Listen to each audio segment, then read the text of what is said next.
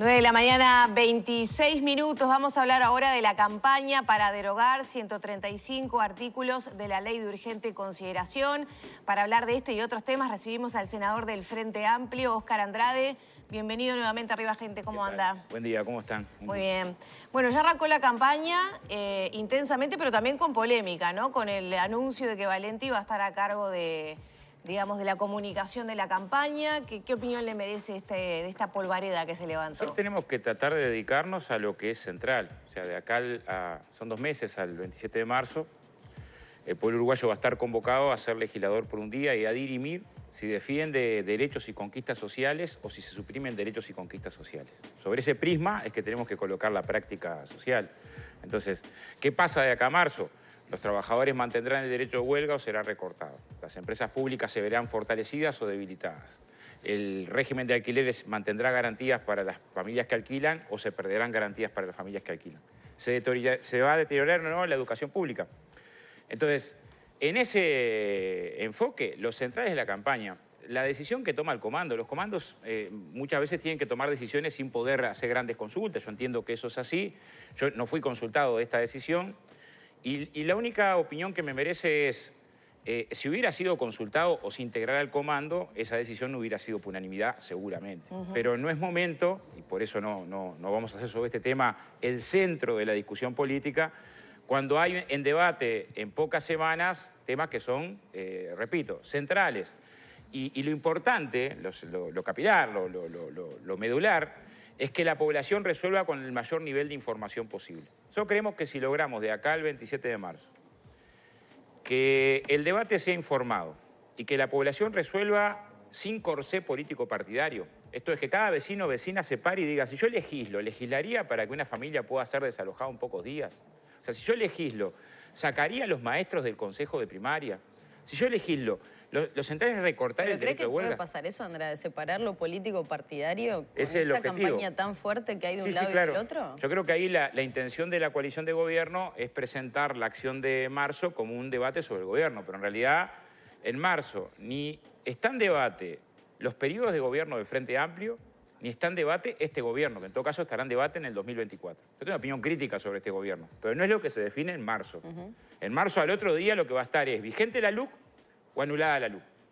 Si está vigente la LUC, un juez no va a tener la posibilidad de poder dar prórroga a una mujer que está embarazada cuando la tengan que desalojar en un invierno. No va a poder hacerlo porque hay un régimen de alquiler nuevo que establece, que le quita esa posibilidad a un juez de, por razones de fuerza mayor, establecer prórrogas de hasta 120 días.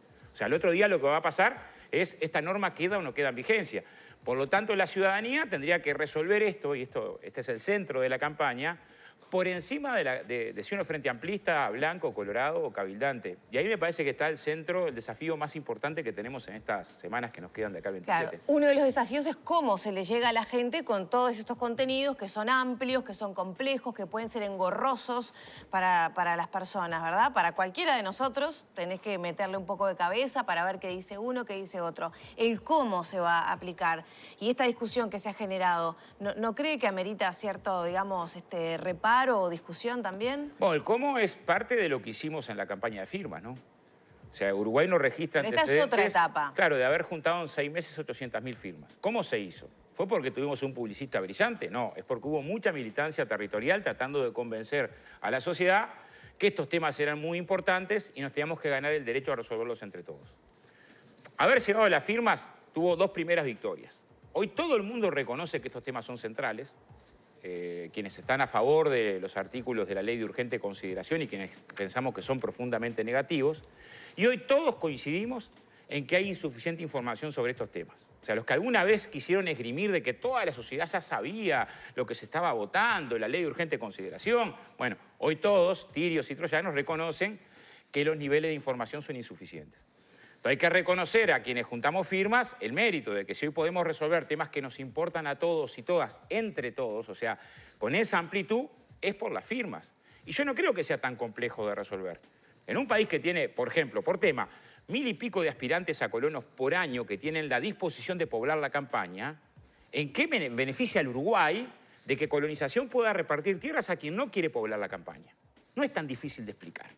O sea, los riesgos de un nuevo sistema de alquiler, bueno, son muchísimos, más en un país donde hay 70.000 familias, las más pobres, que ya alquilan sin garantía. O sea, no era necesaria la LUC para alquiler sin garantía. Entonces, queremos un sistema con un desalojo express, con que a los 3 días quedes como moroso y se te recargue un 60% la cuota. Andrade, pero ahí... Un ejemplo más. Sí. Con que se te instale o sea, la LUC establece sin plazo de alquiler que al final tenés una multa de hasta 4 meses y medio el valor del arriendo si no entregaste al otro día la vivienda. O sea, te pueden alquilar por 3 meses, pagaste los 3 meses, demoraste una semana en entregar la vivienda y tenés una multa de hasta 4 meses y medio de arriendo. ¿Esto es racional o es usura? Bueno, estas cosas no son tan difíciles de explicar y es donde queremos hacer centro de la discusión. Sí. No, que sobre ese punto en particular, pasa que todo lo anterior no desaparece, sino que se incluye esta opción. Ajá. ¿Eso es una pérdida de derechos? Es la pregunta que me da. Claro, se incluye esta opción. Sobre qué pasa con el régimen anterior lo va a definir el mercado, ¿no?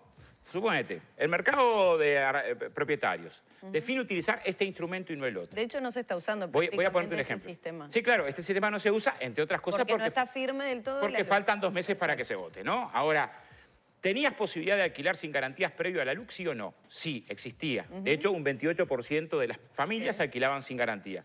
Lo que genera esto es para esas personas que alquilaban sin garantía una forma de desalojo sumario, muy rápido, una forma de declaración de mora brutal, una multa por una demora mínima en la entrega de la vivienda muy dura, una forma de desalojo brutal al buen pagador, una forma brutal para el desalojo con el juez no pudiendo hacer prórroga. Esto es lo que incorpora.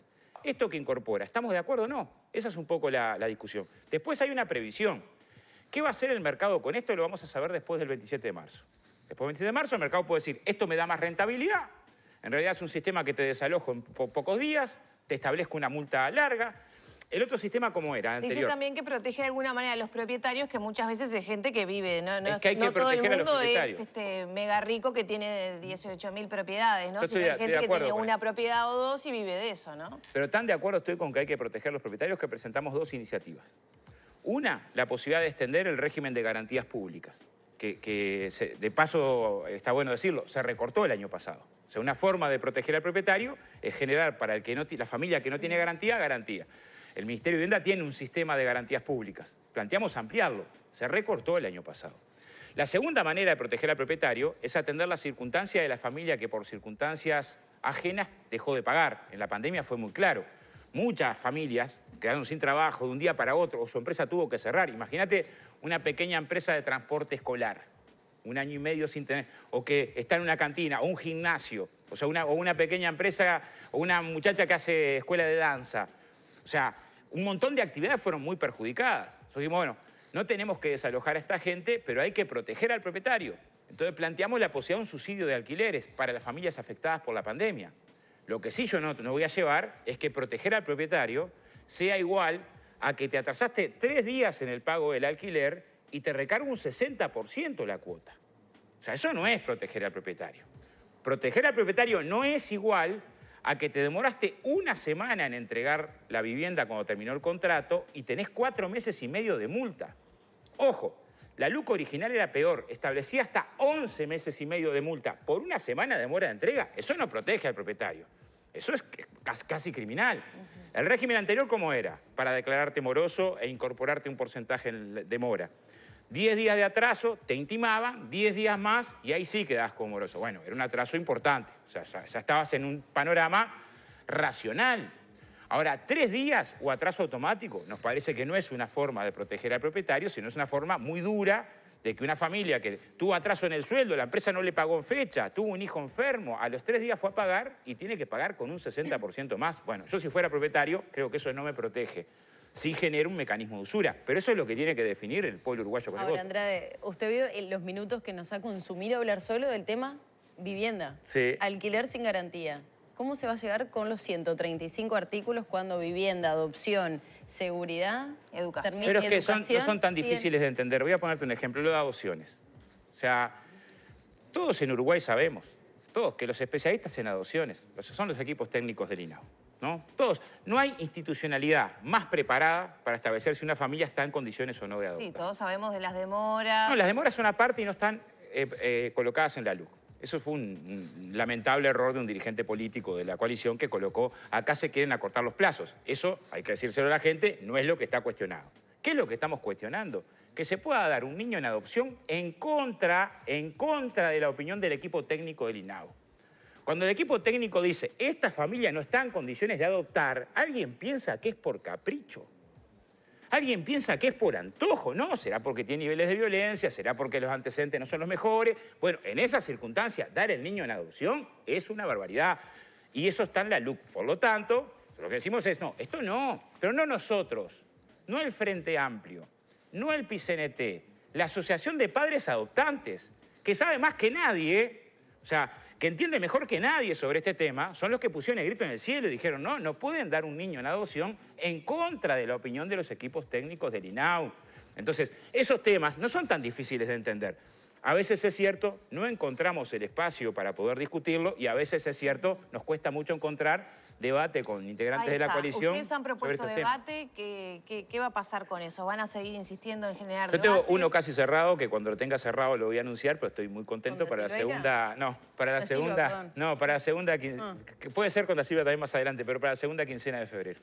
Bien. Y bueno, esperemos. Yo qué sé, yo creo que está bueno que tengamos intercambio. ¿En un medio de comunicación va a ser? Sí, claro. Voy a poner otro ejemplo que es bastante claro de entender. Yo vi los materiales que tienen la comisión por el no. Entonces ellos dicen, miren que los cambios en información secreta de ninguna manera establecen que se pueda ocultar información acerca de los derechos humanos. Está escrito, ¿no? Y en realidad no es eso lo que pasó en el Parlamento. Tanto no es eso que cuando se dan los cambios en información secreta y se deroga de manera tácita la ley de acceso a la información en el capítulo que refiere a que no se puede declarar reservada información vinculada a derechos humanos, presentamos un texto alternativo. No fue solo debate parlamentario. Dijimos, bueno, demos claridad al secretario de Inteligencia. Pues la norma, como está, habilita discrecionalidad. No puede ser declarada secreta o reservada información vinculada a derechos humanos. Y votaron en contra de este texto. Y lo puedo documentar. Entonces, el debate, ¿qué es lo que ayuda cuando hay dos posiciones? Que uno las pueda documentar, mostrarle a la población y decir, miren, ¿saben qué pasa? Acá, los mismos sectores que ampararon en fueros a un integrante del Senado que estaba cuestionado por la justicia por ocultar información vinculada a derechos humanos, incorporan en la LUC un artículo de información secreta que es discrecional, que establece posibilidades amplias de todo tipo de información que no llegue a la justicia. Ese tipo de temas no son tan difíciles de explicar. ¿Por qué cree que hay tanta reticencia entonces en la coalición para debatir?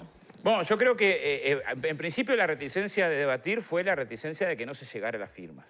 Ahora me parece que de a poco se va generando la posibilidad de que haya debate. Ojalá que le va mejor, debate. Normalmente se niega a debatir, ¿no? Y ha trascendido en medios de prensa que el no va ganando, ¿no? Mirá, las encuestas sostenían que era imposible llegar a las firmas. Nosotros estuvimos con varios encuestadores previo a que lanzáramos la juntada de firmas y las encuestas sostenían. Yo tengo hoy la convicción que debe haber no menos de un tercio de los uruguayos, no menos de un tercio de los uruguayos que no tiene decidido el voto, que puede tener preferencias partidarias, pero que está en informarse. ¿Cómo se va a llegar desde la comisión a esa gente que quizá no se siente afín a ir a un acto, por ejemplo, a ir a un como acto, se está realizando? o claro, o a eso más militante, más con tono frente amplista? ¿Cómo se va a llegar a esa gente? Bueno, primero tratando de dar una cosa que es muy clara. El Frente Amplio no fue mano en esto. Cualquiera sabe que acá fue mano las cooperativas de vivienda, fueron mano las organizaciones sociales, los trabajadores. No fue mano el Frente Amplio. Pero de alguna manera hay como una El Frente Amplio se suma, ahí, ¿no? y yo celebro que el Frente Amplio se sume, pero no es el propietario de la campaña. Es más, yo creo que difícilmente si estuviera solo en la cancha del Frente Amplio tuviéramos esta posibilidad. Entonces, sería muy arrogante por parte del Frente Amplio querer teñir la campaña o frente amplizar la campaña. No es cierto. O sea, a mí me ha tocado en las recorridas por el interior estar con vecinos y vecinas blancas y coloradas que van a votar sí, con toda la convicción, y que al otro día van a seguir siendo blancos y colorados. Bueno, es una ley profundamente antiballista.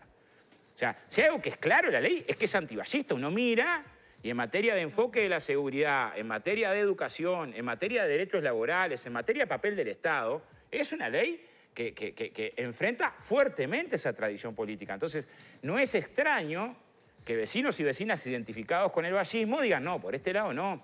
Entonces, ¿cómo hacer? Bueno, yo creo como se viene haciendo, como están haciendo los gurises en la playa, yendo a visitar, a hablar vecino con vecino que está, entregando un material, tratando de informar en casa de familia, con múltiples reuniones, en asambleas en centro de trabajo. Creo que el trabajo principal es un trabajo capilar. Ahora, una de las cuestiones, se lo consultaba también creo que Fernando Pereira cuando estuvo por aquí, la cuestión que los propios legisladores del Partido Nacional de la coalición señalan que mientras que el Frente Amplio, por ejemplo, hacía esta campaña para recolectar las firmas, el gobierno estaba centrado, por ejemplo, en lo que tenía que ver con el plan de vacunación, combatir la pandemia, hacer frente a la realidad económica y social del país y que no se había puesto de lleno en la campaña. ¿Ustedes lo entienden de esa manera? Solo presentamos 30 medidas por el tema de la pandemia, 30.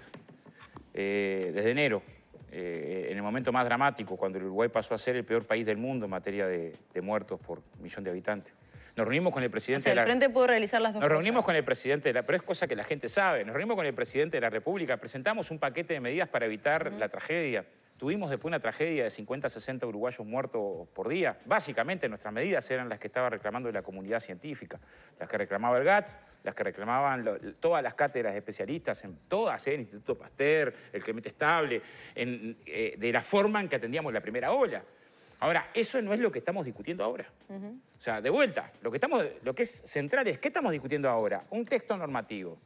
¿Qué tiene el texto normativo? Bueno, ¿fortalece o debilita a las empresas públicas lo que está colocado en la ley de urgente consideración? Bueno, claramente las debilita, las pone en jaque. ¿Fortalece, avanza o retrocede? ¿No está generando, por ejemplo, que Antel sea más competitivo con la cuestión de la portabilidad numérica? Esa es una pregunta muy importante. Porque, a ver, Antel tiene que ser más competitivo. Antel está saliendo a hacer campañas publicitarias, sí, claro. Seguramente mejore los precios, ¿no? Pero fíjate lo siguiente. Antel no era líder de mercado y pasó a ser líder de mercado. O sea, no estaba teniendo problemas de competitividad. Y Antel generó un conjunto de líneas de desarrollo tremenda. Pasó a ser líder en 5G en toda América Latina, 2019. Ahora está lejos en el pelotón porque se detuvo la posibilidad de trabajar en 5G. Eso deteriora la competitividad de Antel. Lo que deteriora la competitividad de Antel es que dejamos de trabajar en contenidos, que es clave para las telecomunicaciones. Y eso pasó en los últimos 2 años. Lo que deteriora la competitividad de Antel son un conjunto de medidas, algunas venían en la LUC, que obligan a la empresa pública a prestar su infraestructura a la competencia y que después pasaron por la rendición de cuentas, por el presupuesto y están ahora en la ley de medios. Ese es el problema de Antel. O sea, las medidas que complicaron a Antel están en esa dirección. Ahora, en esos 15 años de Antel, que parece que no era competitiva, era líder de mercado. Era líder de mercado, además, generando inversiones de más de 1.000 millones de dólares y generando aporte a rentas generales de más de 100 millones de dólares por año. ¿Quién reclamaba la portabilidad en primera fila en Uruguay? Las dos grandes multinacionales que compiten con Antel. Son las que estaban en primera línea reclamando la portabilidad. Yo tengo claro. Imagínate que ustedes fueran gerentes de las multinacionales y están en enero del año 2022 a 2 meses de un referéndum que va a poner en jaque la portabilidad, que va a poner la discusión de si a la empresa líder del mercado le conviene la posibilidad de cambiar los números a las otras empresas. ¿Harían el gasto ahí? ¿O esperarían a que pase el referéndum para hacer el gasto después? ¿No pensarían que si hago el gasto ahora puede ser contraproducente porque se haga una campaña muy fuerte, muy dura? O sea que Antel lo está haciendo y las competencias. Pero es evidente, hay una que ni siquiera ha hecho un minuto de... Es falso lo que está pasando ahora. 30 es más, segundos. no ha movido la aguja. Primero, no ha movido la aguja en términos de los cambios. Pero es evidente. Un minuto para ir a la tanda y también le quiero preguntar, en su opinión, ¿qué pasa en general si no prospera el sí? Bueno, si no prospera el sí, va a haber un nuevo régimen de alquileres que compite con el actual que puede desalojar una familia en pocos días. Y si, no prospera el sí, vas a tener una situación donde si hay trabajadores que se movilizan en la puerta de una fábrica porque tienen un atraso del sueldo en 2 meses, pueden ser despedidos por notoria mala conducta. Creo que habla más de las consecuencias políticas, ¿no? Pero hasta puede ser un delito, pero yo creo que sería... Se dice que otras iniciativas que están dormidas también se... Pero sería un enorme error que nosotros miráramos cómo queda el Frente Amplio. Primero de cómo queda la sociedad. O sea, el primer enfoque es cómo queda la sociedad. Bueno, es una norma que está pensada para las grandes mayorías o es una norma que está pensada para un puñado de privilegiados. Yo tengo claro que si soy un empresario que viola derechos laborales, me viene bárbaro la LUC, porque limita fuertemente el derecho de protesta. Tengo claro que si yo participo del lavado de activos, me viene bien la LUC, porque en realidad alivia controles para el lavado de activos. O sea, tengo claro que si yo especulo con la tierra, este nuevo instituto de colonización que va a dar tierra al que no va a poblar la campaña, me viene regio. Suben los combustibles y... Hay sectores, subieron los más. O sea, Lo de los combustibles se defiende solo porque en realidad tuvimos 16 pesos de aumento de los combustibles en 6 meses. Cuando nos estuvieron diciendo durante 15 años que el precio de paridad de importación era el mecanismo para poder bajar los combustibles. O sea, eso es un resultado, y después dejaron de subir los combustibles. La segunda evaluación que sí creo que hay que hacer es, que es una reflexión más estratégica. Es decir, bueno, la reforma jubilatoria que recorte derechos laborales, ¿se agarra a más pie si gana el no? Bueno, eso lo tiene que un poco interpretar la ciudadanía. Me preguntan, yo creo que sí. La ley de medios que está postergada, ¿agarra más pie si gana el no? La norma que permite que los principales violadores de derechos humanos y que cometieron crímenes de lesa humanidad y que torturaron, desaparecieron gente, dejen de estar en prisión, ¿agarra más fuerza si gana el no? ¿Lo puede interpretar la ciudadanía? Yo creo que sí. Ahora, en principio, no se alcanza con los contenidos de la ley de urgente consideración para convocar a votar sí. Y sobre todo, a convocar a votar sí a blancos, colorados, cabildantes, que independientemente de preferencia política partidaria, reflexionen sobre los contenidos del texto. Andrade, muchas gracias por estos minutos. No, gracias a ustedes. Cerramos por aquí la entrevista. Son las 9 de la mañana, 47 minutos. Pausa y enseguida volvemos.